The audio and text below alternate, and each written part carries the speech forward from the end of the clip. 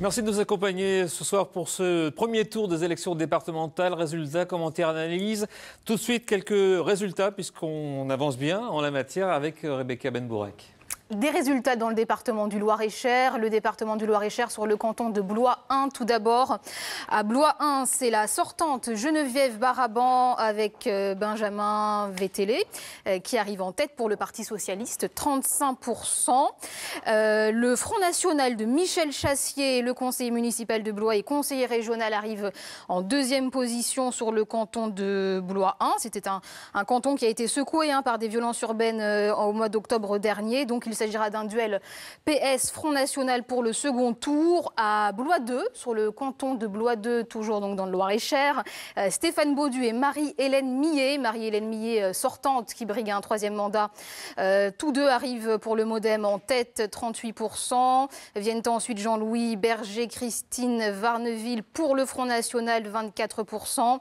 Il s'agira donc d'un duel MoDem-FN sur le canton de Blois 2 pour le second tour. Sur le canton de Blois 3. À Blois 3, Laurent Bras, Mathilde Paris pour le Front National arrive en tête. Également, Michel Fromet, le sortant, et Geneviève Repincé pour le Parti socialiste arrivent en deuxième position. Donc un duel FN Parti socialiste pour Blois 3. Dans le département du Loiret, du côté du département du Loiret, tout d'abord sur le canton de Courtenay. À Courtenay, le Front National est en tête. Alexandre Quignache, Fanny Lefort, 36%. Corinne Melzassa, Frédéric Nero pour l'UMP en deuxième position. Ce sera donc un duel FN-UMP pour le second tour. À noter donc que le sortant Alain Drouet pour l'UMP est battu, donc dès ce premier tour. On reste toujours dans le Loiret avec le canton d'Olivet. À Olivet, Isabelle Lançon et Hugues Saury élus dès le premier tour, plus de 52% des voix pour le duo DVD UMP, l'UMP Hugues Saury, maire d'Olivet et vice-président du conseil général sortant qui donc est élu pour un deuxième mandat, cette fois de conseiller départemental. Merci Maïka. Quelques résultats avec vous, Denis? Oui, absolument. On part dans l'Indre avec le canton de Buzancé et un élu dès le premier tour. Il s'agit de Régis Blanchet, c'était pratiquement prévisible. Et Frédéric Mériodot, UDI donc et Divers Droite, qui obtiennent 53% des voix. Il n'y avait pas du tout de liste socialiste. On va maintenant en Indre-et-Loire, le canton de Montlouis-sur-Loire, avec donc un deuxième tour avec un PS et un duo PS-UMP. Patrick Bourdi et Agnès Montmarché voisines avec 32% des voix. Gilles Augereau et Géraldine Poirot-Gauvin qui obtiennent, eux, 26% des voix. Le FN est battu, mais attention, là, au report des voix du Front National avec le fameux Nini. Vous le savez, c'est assez compliqué.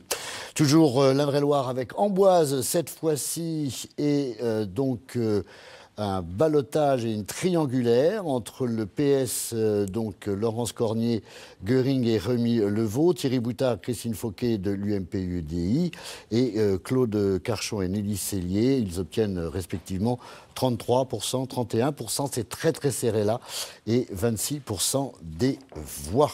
Merci Denis. On va écouter à présent la réaction de Jean-Yves Narquin sur le canton de Montoire, où a été élu au premier tour le président sortant UDI du département, Maurice Laurent. On écoute la réaction de Jean-Yves Narquin pour le Front National. Ah non, pas déçu. On avait des objectifs de reproduire notre score des élections européennes. Donc, d'après les premières tendances, on va y arriver assez facilement. C'était le premier objectif et celui-là est atteint. Deuxième objectif, qui était plus ambitieux, c'était de mettre en ballottage Maurice Leroy. Il semblerait que cet objectif ne sera pas atteint. Allez, on va prendre à présent la direction de Pithiviers, où nous attend Arnaud Moreau pour un bilan synthèse du canton du nord du Loiret. Arnaud. La soirée électorale se termine ici à la salle des fêtes de Pithiviers, où l'on recensait les résultats des 25 communes qui composent le canton. La participation était de 50%. Au second tour, on retrouvera donc Marc Godet et Marianne Dubois alliance UMP-UDI avec 43% des voix. Ils seront accompagnés de Jeanne Beaulier et Régis Lecoutre du Front National qui recueillent 33,5% des voix. Et je rappelle que Dominique Potigny et Corinne Dauvilliers pour la liste d'Hiver Gauche ne recueillent que 18% des voix, ils ne sont pas qualifiés pour le second tour, ainsi que Daniel Calzada et Francine Ponson-Ligère qui ne recueillent que 5,30% des voix. À savoir que pour le second tour, la liste d'Hiver Gauche n'a pas donné de consigne de vote et a refusé donc de s'exprimer. Donc on s'attend maintenant à un second tour où l'UMP pourrait l'emporter face au Front National. On est sur une configuration identique à celle de 2011. Merci Arnaud. On reste dans le Loiret pour écouter la réaction enregistrée au Conseil général. Réaction d'Olivier Frézeau, premier secrétaire fédéral du Parti socialiste. Il réagit au score plutôt avantageux du PS dans le Loiret sur certains cantons. Je suis heureux déjà que la gauche figure dans un bon nombre de cantons et dans un ballottage favorable à Saint-Jean-de-la-Ruelle, à Saint-Jean-de-Bray, à Châteauneuf vers lequel on s'achemine vers une triangulaire, aussi à l'Argonne, très intéressant. Donc voilà, on a quand même le mode de scrutin fait que la qualification au second tour est difficile, mais le second tour devrait être assez intéressant pour les forces de gauche. Donc oui, je suis assez satisfait du premier tour tout de même. Allez, on prend à présent la direction de Tours dans nos studios de France 3 Touraine Val-de-Loire pour écouter Emmanuel Denis. Bonsoir Emmanuel Denis, merci d'être avec nous ce soir. Vous représentez le Rassemblement citoyen écologique et solidaire. Quel regard vous portez sur ce premier tour en Indre-et-Loire ? Pour l'instant, forcément, la montée du Front National, ça n'est pas une bonne nouvelle. En même temps, elle avait été tellement annoncée par les médias qu'on s'y attendait un petit peu. Nous, ce qu'on regrettera dans cette campagne, c'est que finalement, on a essayé de faire des propositions différentes et de mettre en œuvre une nouvelle manière de faire de la politique et que les médias s'y sont peu attardés, comme ils se sont peu attardés aussi finalement au manque de campagne des candidats FN qui ont été complètement absents des cantons de Tours. Et ça, malheureusement, ça n'a pas été souligné. Le FN a fait une campagne nationale, les médias ont fait aussi de cet enjeu un enjeu national. Et finalement, on n'a pas regardé ce qui a pu se créer, commencer à se construire ici ou là. Et je pense qu'on n'a pas à rougir de notre campagne et qu'on a fait des choses intéressantes. On n'a pas encore les résultats que ça va donner sur les cantons de Tours, où on a nos plus gros espoirs. Mais bon, voilà, on est dans l'attente. En tous les cas, la montée du FN, c'est forcément une mauvaise nouvelle. Et je dirais c'est une mauvaise nouvelle à la fois pour le PS, mais aussi pour la droite, parce qu'on sait qu'il y a une majorité des électeurs du PS, des électeurs du FN qui viennent de la droite. Et donc c'est aussi un rejet des politiques de droite qui ont été menées jusqu'en 2012. Alors au-delà de Europe Écologie Les Verts et de votre Rassemblement citoyen écologique et solidaire, est-ce que la voie de l'écologie n'a pas un peu disparu dans cette campagne du premier tour ? C'est vrai que c'était un sujet qui a été assez peu abordé, comme je vous dis. Les médias ont surtout axé sur la montée du FN et puis la victoire prévisible du FN. Et c'est quelque chose vraiment de dommageable puisque on sait qu'on a des enjeux environnementaux qui sont énormes. On va avoir une conférence sur le climat à Paris qui a un enjeu énorme puisque c'est à peu près le dernier espoir que l'on a d'endiguer un petit peu le réchauffement climatique et toutes ses conséquences, effectivement. Et ça n'a pas du tout été entendu pendant cette campagne. Nous, bien sûr, on en a parlé, mais encore une fois, les médias ne se sont pas attardés à nos messages. Quel message vous donneriez aux électeurs de gauche ou de fibre écologique quand il y aura des duels FN, droite ou centre-droit en Indre-et-Loire ? On n'a pas encore, alors ce sera une réflexion collective, là on va se regrouper et puis on va traiter cas par cas, on ne peut pas avoir une réponse comme ça globale. On va regarder vraiment cas par cas, avec les candidats aussi des cantons qui sont concernés, c'est important de les entendre. Donc aujourd'hui, enfin à ce moment-là de la soirée, je ne peux pas vous donner de réponse là-dessus. Ça va être une réponse collective comme on a fait et comme on a travaillé tout du long de cette campagne, puisque on est, je le rappelle quand même, on est les seuls à avoir élaboré un programme collectif sous forme de forum ouvert, et ça aussi on en a très peu parlé. Donc on va continuer jusqu'au bout à travailler de cette manière collective, et puis on apportera des réponses localement aux configurations qui s'offrent à nous. Merci beaucoup Emmanuel Denis pour votre intervention. Allez, on prend à présent la direction du Loir-et-Cher à Blois où nous attend Benoît Bruère. Oui Christophe, je voudrais vous donner quelques résultats et quelques éclairages sur le Loir-et-Cher, sur le canton de Blois 1. 5 listes s'affrontaient, c'est le seul canton 100% urbain. En 2011, le PS l'avait emporté devant le FN. Et dernièrement, à l'automne 2014, c'est sur ce même canton qu'avaient eu lieu des affrontements. Eh bien, au second tour, ce sera un duel PS face au FN, le PS de Geneviève Baraban. Je voudrais revenir 2 secondes sur la situation du canton de Onzain, où l'UMP Nicolas Perruchot est en ballottage très défavorable. Lui qui tente de faire son retour au niveau local, il est conseiller régional, mais il n'a pas de mandat dans le Loir-et-Cher.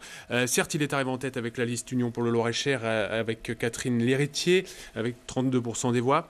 Mais derrière le binôme Front National, et surtout il y aura également le Parti Socialiste, donc il y aura une triangulaire. À Vendôme, canton pour la première fois réuni depuis longtemps, le ticket UDI arrive en tête. Pascal Brindot, maire de Vendôme, et Monique Giboteau, vice-présidente du Conseil général, sont en ballottage très favorable puisqu'ils seront face au FN au 2e tour, le FN de Renaud Grazioli. Sur le canton de Blois 2, Stéphane Baudu, le protégé modem de la sénatrice Jacqueline Gouraud, associés à Marie-Hélène Millet, sont en ballottage très favorable. Ils seront également face au FN au 2e tour. Enfin, sachez qu'on aura un duel très très classique entre la gauche et la droite.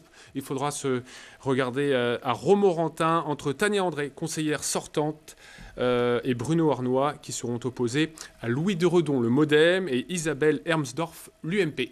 Merci Benoît. Allez, on prend la direction à présent de Châteauroux, où nous attend Louis Pinton. Bonsoir Louis Pinton, vous êtes président du Conseil général sortant de l'Indre, candidat sur le canton de Saint-Sépulcre et réélu ce soir au premier tour avec plus de 53% des voix, 30% de plus que le candidat PS arrivé au second. Première réaction, Louis Pinton, ce soir.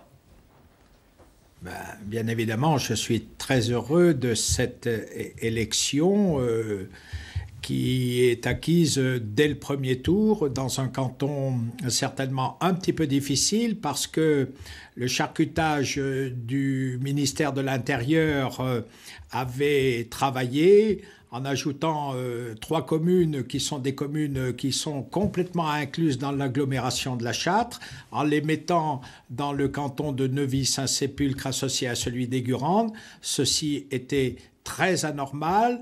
Tous les élus l'ont dénoncé en son temps, rien n'y a fait, mais néanmoins, Marie-Jeanne Lafarcinade et moi-même sommes élus dès le premier tour. Alors, il y a un autre binôme sortant UMP qui a été réélu au premier tour, celui qui se trouve sur le canton de la Châtre.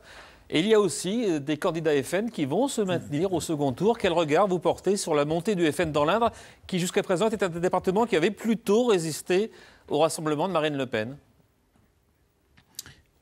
Si vous me permettez de corriger un petit peu vos propos, ce ne sont pas des binômes UMP, ce sont des binômes majorité départementale.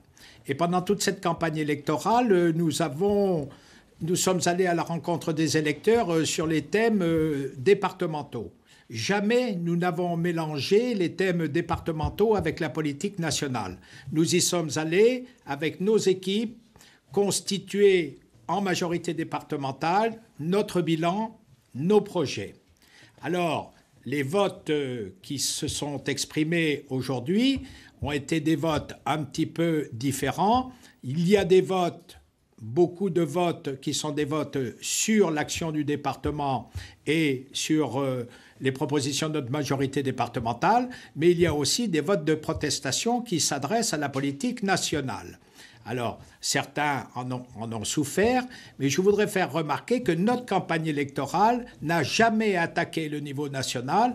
Elle s'est prononcée sur le sujet pour lequel les électeurs étaient convoqués, c'est-à-dire la politique départementale. Merci beaucoup, Louis Pinton, pour l'ensemble de ces explications. Allez, on va prendre à présent la direction de l'Indre-et-Loire, à Jouer-les-Tours précisément, où nous attend Marine de Mazure. Oui, Christophe, ici, à Jouer, pas de résultat définitif, mais une tendance qui se dessine. La droite et le centre qui ont fait basculer il y a tout juste un an la mairie arrivent en tête dans la plupart des bureaux de vote dont les résultats nous sont connus, devançant ses concurrents de 3, 4, 5, voire 6 points d'avance. Ce qui est intéressant de noter, c'est que le Parti socialiste de Vincent Tison et Marilyn Mauroy résiste plutôt bien, vu le contexte national. National et vu la présence de concurrence d'un autre binôme à gauche, Europe Écologie Les Verts et Parti communiste. La troisième force ce soir qui semble se dessiner, c'est le Front National avec des scores bien au-delà des 20%. Mais tout ça est bien sûr à prendre avec précaution puisqu'il ne s'agit encore que de résultats provisoires. Merci Marine, on reviendra évidemment avec vous un peu plus tard. Allez, on prend à présent la direction de Chartres où nous attend un autre président sortant candidat, Albéric de Montgolfier. Bonsoir, vous êtes président sortant UMP du Conseil général d'Eure-et-Loire. Vous étiez candidat sur le canton de Voves et vous arrivez en tête avec 47% des voix, 13% de plus que le binôme Front National. Première réaction, Albéric de Montgolfier, sur ce résultat, sur ce canton de Voves. C'est d'abord un motif de satisfaction et de remerciement à l'égard des électrices et des électeurs, puisque nous sommes très largement en tête. Et évidemment, une déception de ne pas atteindre les 50% dès le premier tour, mais le canton était évidemment extrêmement compliqué, avec un redécoupage qui n'a pas été compris, qui n'a pas été expliqué. 67 communes, c'est évidemment un canton extrêmement vaste, le plus vaste du département, et un redécoupage qui était très contesté et qui a sans doute aussi expliqué le vote d'un certain nombre d'électeurs qui ne se sont pas retrouvés dans ce nouveau découpage. Et ce vote, il peut aussi s'exprimer à travers les voix du Front National qui arrivent dans les duos pour le second tour assez souvent sur l'Eure-et-Loire, avec un large recul de la gauche. Comment vous analysez cet effet de balancier entre une montée du FN et une diminution, une baisse en tout cas des candidats de gauche ? Eh bien, ça s'explique tout simplement par ce qu'a voulu le gouvernement, c'est-à-dire une nationalisation du scrutin, puisque le Premier ministre a tout fait pour ne pas parler des enjeux des départementales, c'est-à-dire concrètement quelles étaient les priorités des majorités départementales futures, mais a fait exclusivement dans le langage centré sur le Front National. Et par ailleurs, ça s'est accompagné d'un discours assez étonnant sur l'avenir des départements, puisqu'on nous expliquait que les départements allaient être supprimés, puis qu'ils allaient être dévitalisés, que les compétences allaient être transférées aux régions. Donc comment voulez-vous que les électeurs s'y retrouvent ?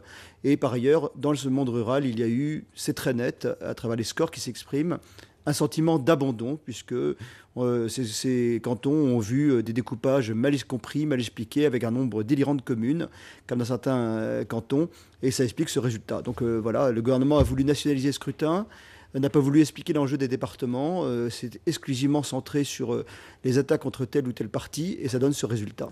Merci beaucoup, Albéric de Montgolfier, pour cette première réaction. Allez, on va prendre à présent la direction de Bourges, où nous attend François Dumont. Bonsoir, François Dumont. Bonsoir. Représentant le Front de gauche, conseiller régional. Quel regard vous portez au nom du Front de gauche sur les résultats du premier tour dans le Cher ?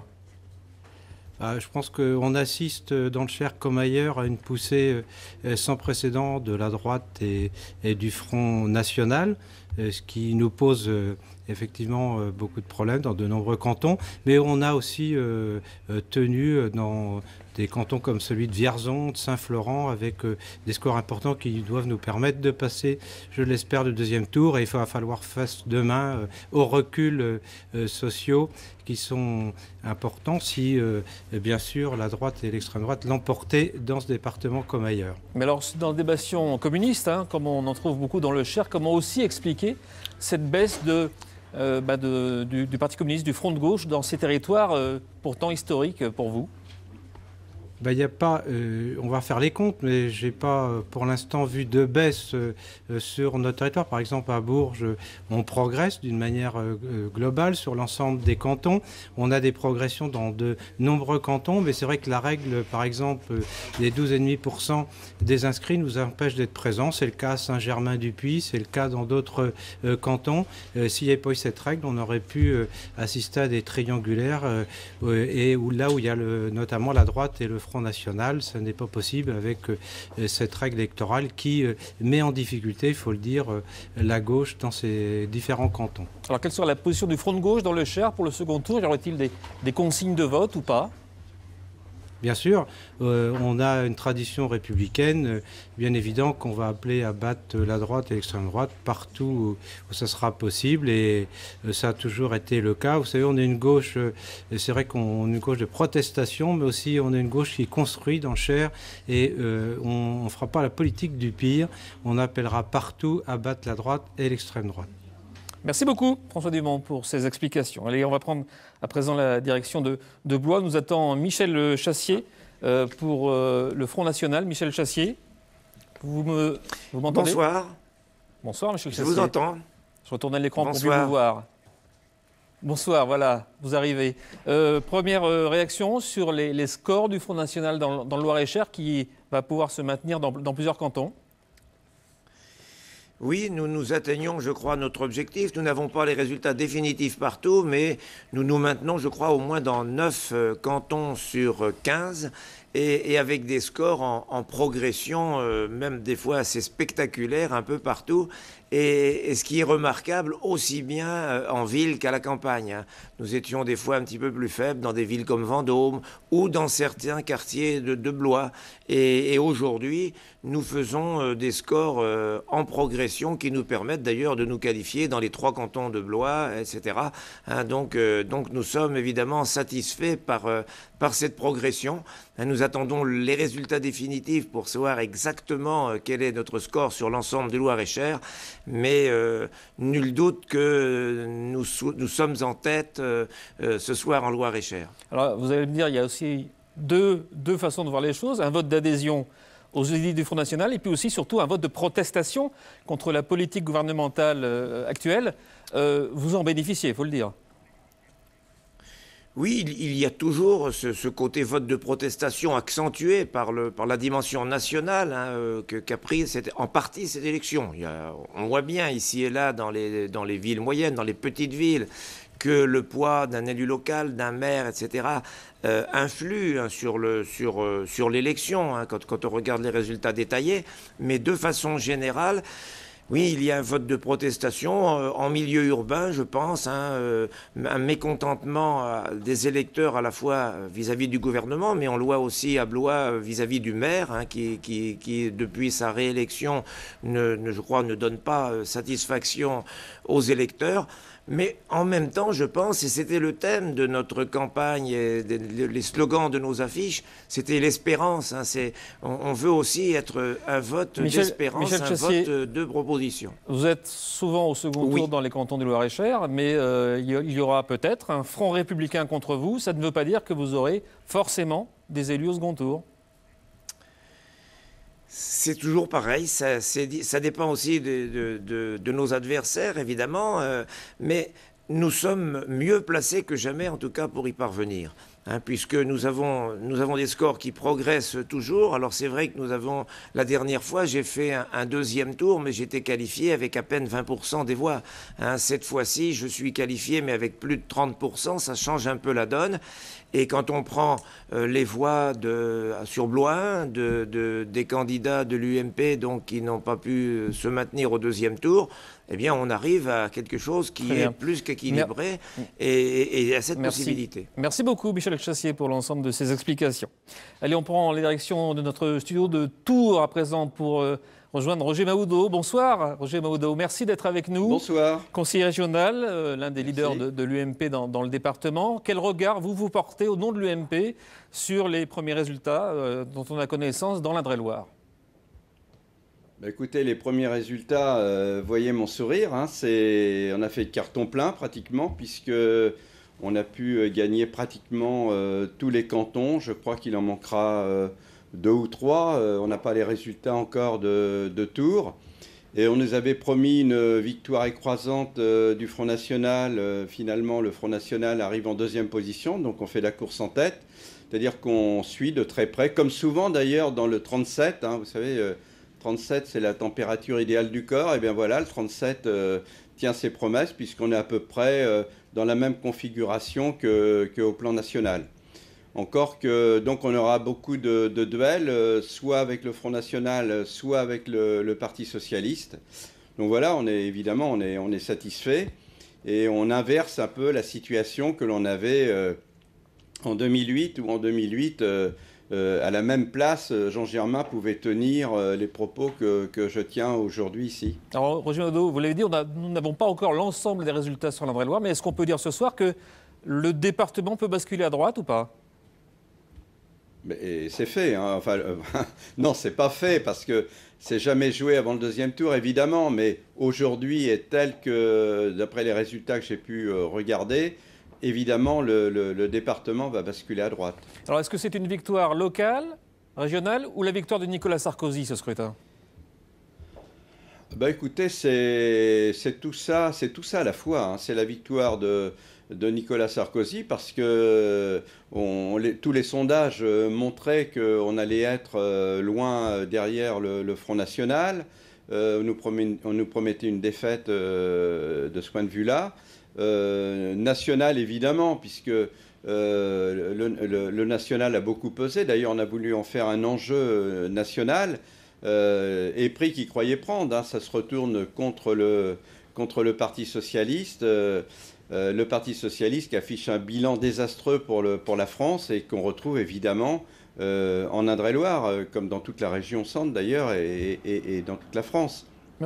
Donc il paye cher l'addition. À cela s'ajoute le problème des départementales avec un conseil général. Merci beaucoup, beaucoup, maintenant monsieur. Un conseil départemental.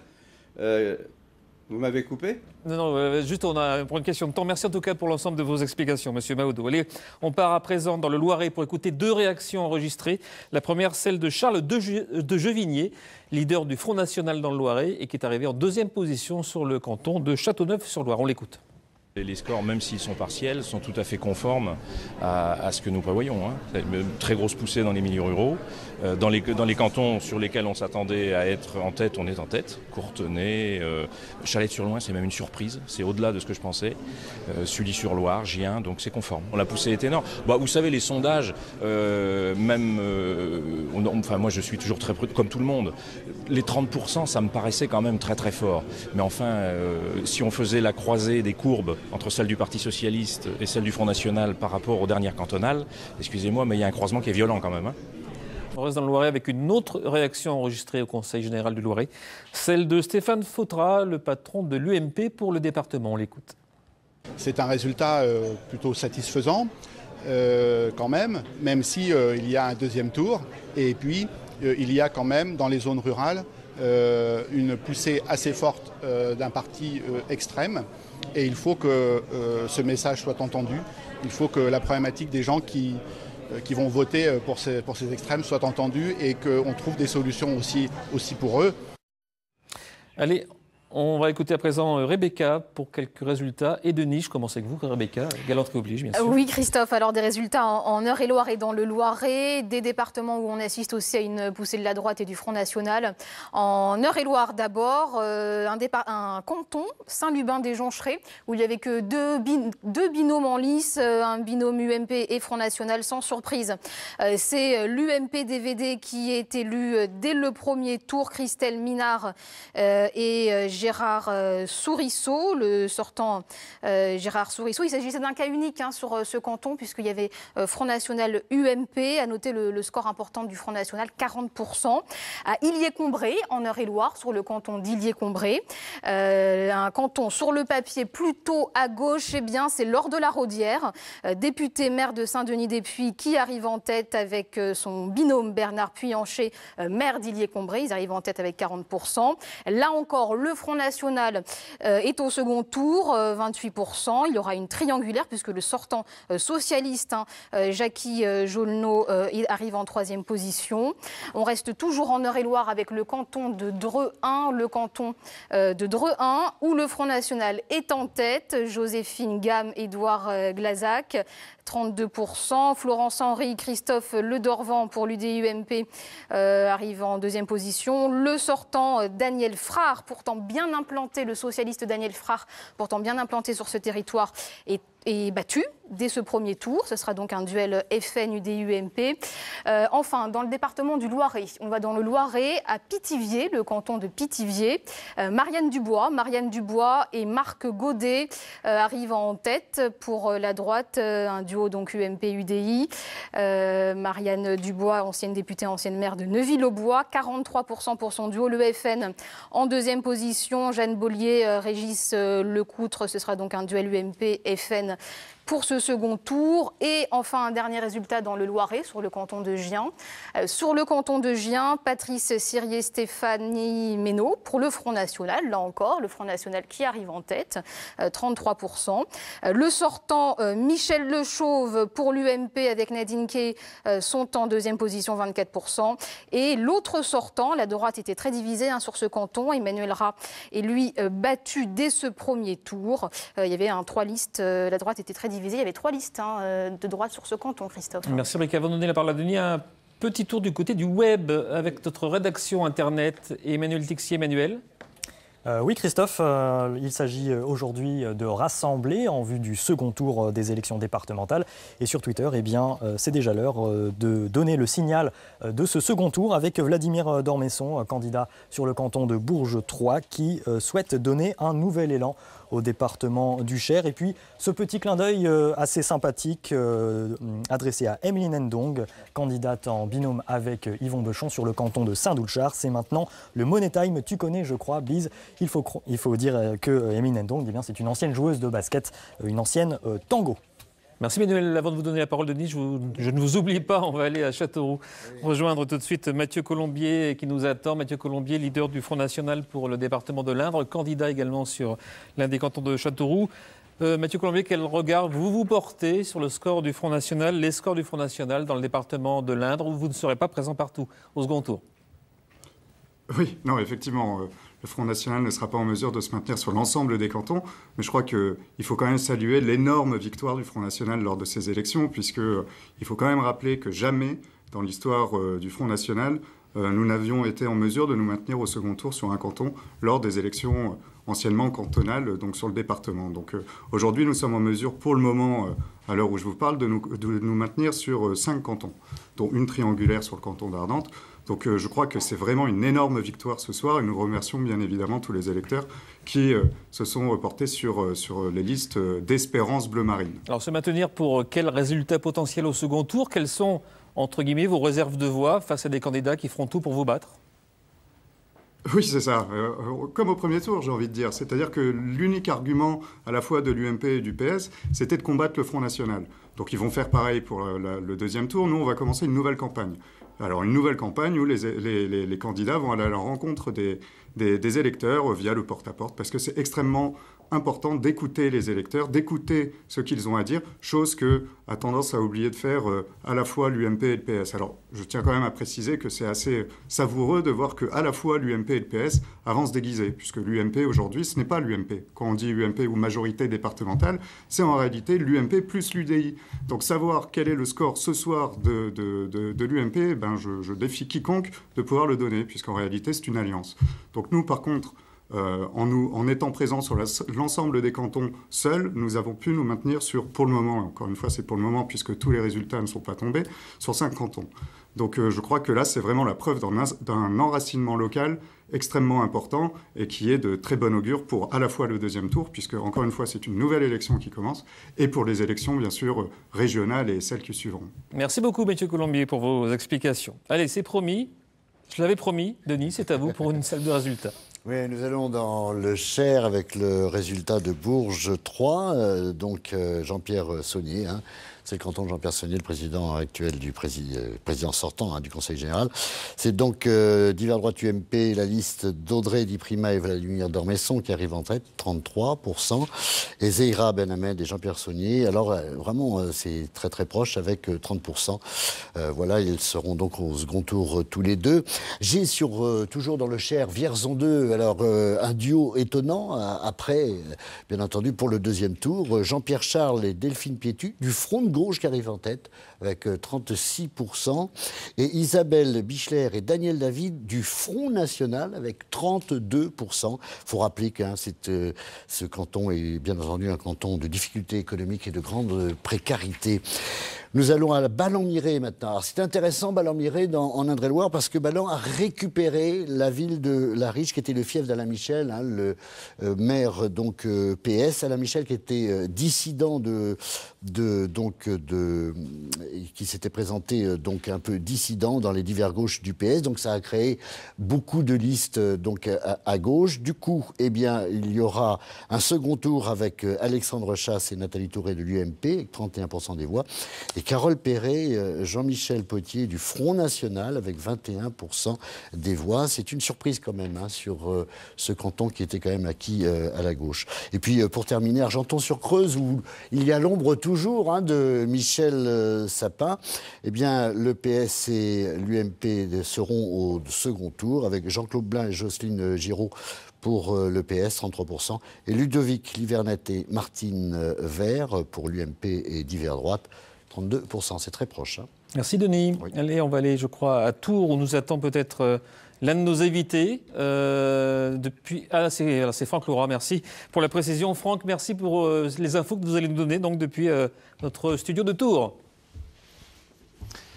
Oui, tout à fait, Christophe, avec un signe qu'il faut regarder avec la plus grande attention ce soir et qui pourrait alimenter la thèse selon laquelle le département d'Indre-et-Loire pourrait basculer à droite. Eh bien, c'est la triangulaire qui se profile sur le canton d'Amboise. Il était sous son ancienne géographie détenue par la majorité socialiste. Eh bien, ce soir, le PS est en très mauvaise posture. Même s'il arrive en tête, il ne pèsera certainement pas bien lourd face aux 32% de l'Union de la droite et aux 27% du Front National. Ce canton va basculer. La gauche y était très fortement ancrée avec Christian Guyon, le maire d'Amboise, qui avait décidé cette fois de passer le témoin. Même profil, c'est assez symptomatique sur le canton de Bléré à gauche jusqu'à maintenant et qui vivra lui aussi une triangulaire au second tour entre l'Union de la droite, le PS et le FN. Et là, le PS est également en très mauvaise position. Le PS qui aura visiblement du mal également à conserver le canton de Montlouis-sur-Loire, canton qui est maintenant marié à celui de Chambray-les-Tours. Là, le FN ne sera pas au second tour, mais il pourrait offrir une réserve de voix assez importante à hauteur d'une vingtaine de pourcents, 23 exactement pour l'Union de la droite. Et même chose également sur le canton de Mons. C'est un canton tout à fait symbolique car c'est celui de Marisol Touraine.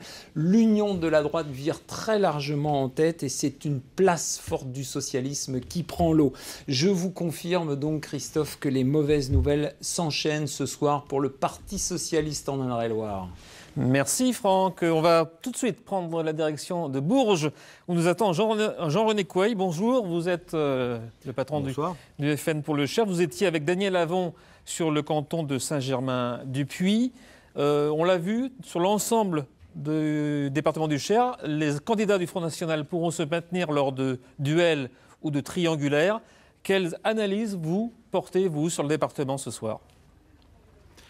Donc le premier point qu'il faut retenir, c'est la très forte poussée du Front National, puisque nous arrivons à nous maintenir dans 12 des 16 cantons sur lesquels nous avions des candidats. Ensuite, une analyse plus fine permet de voir que notre poussée s'effectue surtout dans les cantons ruraux, même si Vierzon, par exemple, nous sommes en deuxième position sur les 2 cantons de Vierzon. Les résultats sont plus décevants sur les 2 cantons de Bourges où nous nous présentions.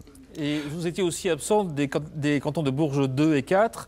Vous n'êtes pas et Saint-Doulchard. Et vous n'êtes pas effectivement loin de la tête un petit peu sur les cantons de Bourges. Est-ce que votre implantation dans la ville, justement, vous ne l'avez pas réussi ? Écoutez, c'est un travail de longue haleine qui est en cours et que nous continuerons. Nous verrons à la prochaine échéance, donc pour les régionales, quels seront nos résultats sur Bourges. Quel regard vous portez-vous sur le score du Front National au niveau de la France, qui n'était pas celui, en tout cas, indiqué dans les sondages ? Quel regard vous portez sur un chiffre qui est moins bon, finalement, que vos résultats dans les départements de la région ?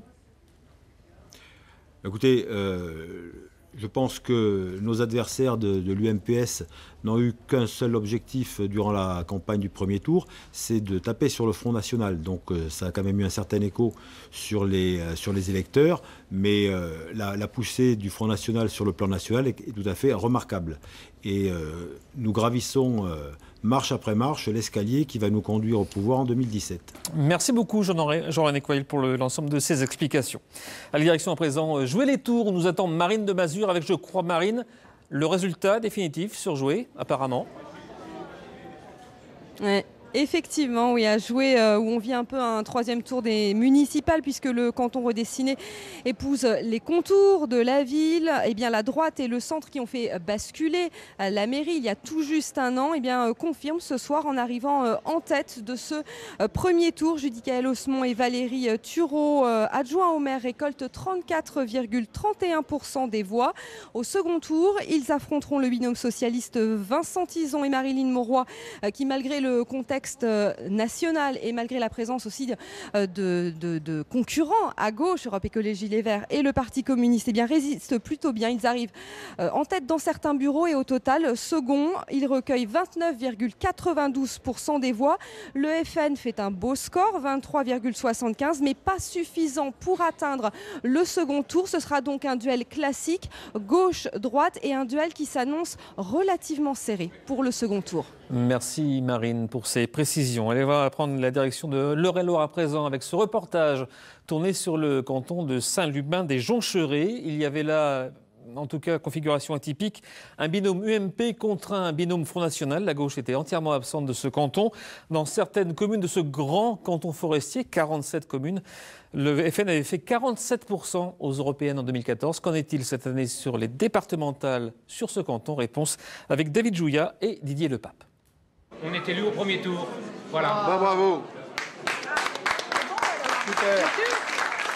Ambiance de fête dans ce canton de Saint-Lubin des Joncherets ce soir. Le duo de droite, Gérard Sourisseau et Christelle Minard, sort vainqueur de ces élections départementales, vainqueur et élu dès le premier tour, dans un canton un petit peu spécial, dans la mesure où ni la gauche, ni l'extrême gauche, ni les écologistes n'avaient réussi à trouver des candidats pour les représenter.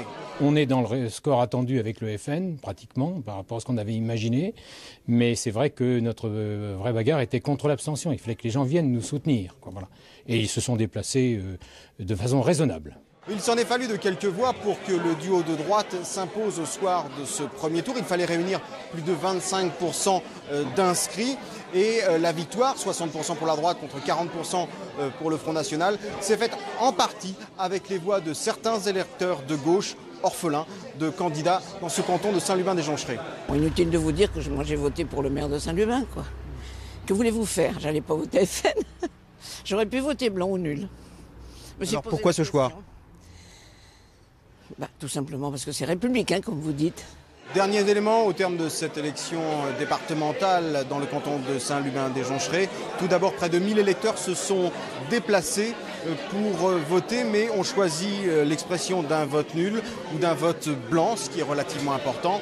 Autre chiffre donc, les 40% réunis par le Front National lors de cette élection dans ce canton. Un chiffre à rapprocher des 27% réunis toujours par ce Front National, mais c'est à l'échelle du département d'Eure-et-Loir. C'était aux élections européennes de 2014. Merci David. Allez, on va prendre des nouvelles de quelques résultats avec vous, Rebecca. Des résultats dans le Loir-et-Cher, dans le département du Loir-et-Cher, sur le canton de Montrichard, un canton attendu. Eh bien, c'est Dominique Chaumeil et Jean-Marie Janssens qui arrivent en tête de ce premier tour. Le maire de Montrichard pour le nouveau centre, en duo avec le Parti chrétien-démocrate représenté par Dominique Chaumeil. 36% pour ce duo. Derrière, on a Jean-Luc Brault, Christine Olivier, divers droite 35%, donc un duel pour le second tour. Toujours dans le Loir-et-Cher, sur le canton de Saint-Aignan.